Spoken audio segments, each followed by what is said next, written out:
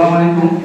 স্টেজে বলার অভিজ্ঞতা নেই, প্রথমে একটু মানে গর্ববোধ করেছিলাম, বুক ফুলে গেছিলাম, হয়তো আন্ডারস্ট্যান্ড দিয়েছি, নাম একটু ভালো হবে, সবাই দেখবে। কিন্তু এর আগে যে ভাই দিল না বক্তব্য দিল, ভাইকে দেখে কিন্তু আমি স্যালুট জানাই ভাইকে, যে ভাই নিজের শারীরিক এবং মুখের এই অবস্থা থেকে বন্ধুদের নিয়ে ভাবছে।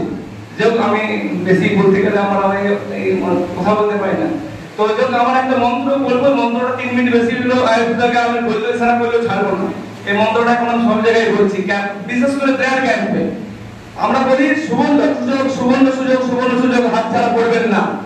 এই স্লোগান আমরা শুনতে পাই কোথায়? বড় বড় ফ্যাক্টরি বাজার, বড় বড় মলে, বিভিন্ন মাইকিং এ সুবর্ণ সুযোগ, এই সুযোগ হাতছাড়া করবেন না। কারণ 100 টাকার মাল 60 টাকায়, 200 টাকার মাল 50 টাকায় আমরা কিন্তু লাইন বাই লাইন সবাই কিন্তু ভিড় করি, কারণ এই সুযোগ হাতছাড়া করব না। ব্লাড ক্যাম্পে আমি এই স্লোগানটা দিই, কারণ হচ্ছে সুবর্ণ সুযোগ। এই যে ব্লাড ক্যাম্প হয়েছে, আপনি সুবর্ণ সুযোগ পেয়েছেন, ব্লাড দিয়ে দিন। এখন আপনি সুস্থ আছেন, না আছে আপনার সুগার, না আছে আপনার প্রেসার, না আছে আপনার ডায়াবেটিস, না আছে আপনার অন্য কিছু রোগ, আপনি দিচ্ছেন না সুযোগ পেয়ে। যখন আপনি ভাববেন যে আমি দিব, তখন দেখবেন যে আপনার শরীরে ডায়াবেটিস, সুগার, আরো যা যা মানে অসুখ মাত্রাটা সেগুলো হয়ে পড়ে আছে। আপনি দিতে চাইলেও দিতে পারছেন না, নিজের আপনজন বন্ধু পাচ্ছেন, নিজের আপনজনকেও দিতে পারছেন না। তাই সুযোগ হাতছাড়া করবেন না। অবশ্যই রক্তদানে সবাই সহযোগিতা হাত বাড়িয়ে দিন। আমাদের রঘুনাথপুর ব্লাড ব্যাংকে নিয়ে দুটো কথা বলবো। একটা হচ্ছে ওই যে দাদা বললেন পুরুলিয়ার যে বোর্ডটা লাগানো আছে, দেখতে পাই আমিও বোর্ড লাগানো আছে, রাত্রি 7টা থেকে রাত্রি 12টা অবধি প্রায় আমি ডেলি থাকি হাসপাতালে।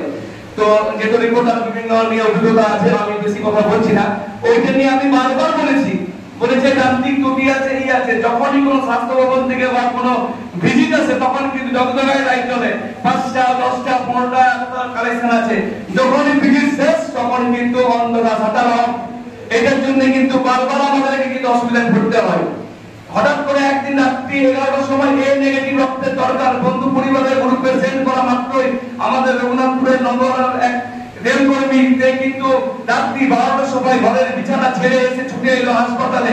যখন ডোনার দিতে যাচ্ছি, তখন ব্লাড ব্যাংকে কি বলছে, রাত্রি বেলায় ডোনার দেওয়া যাবে না। এদিকে আপনারা দেখছেন এমার্জেন্সি, না হলে পেশেন্ট মারা যাবে। 12টার সময় ডোনার দিতে আসছে, তখন ওরা অজুহাত দেখাচ্ছে। আমি যখন বিভিন্ন উপর লেভেলে ফোন করলাম, রক্ত কোনো উপায় নিয়েছে, তারপরে কিন্তু ওই যে স্টাফ ব্লাড ব্যাংকে আমার সঙ্গে 10 দিন কথা বলেনি। এই বলে আমার বক্তব্য শেষ করলাম। কিছু বেশি বলে ধন্যবাদ।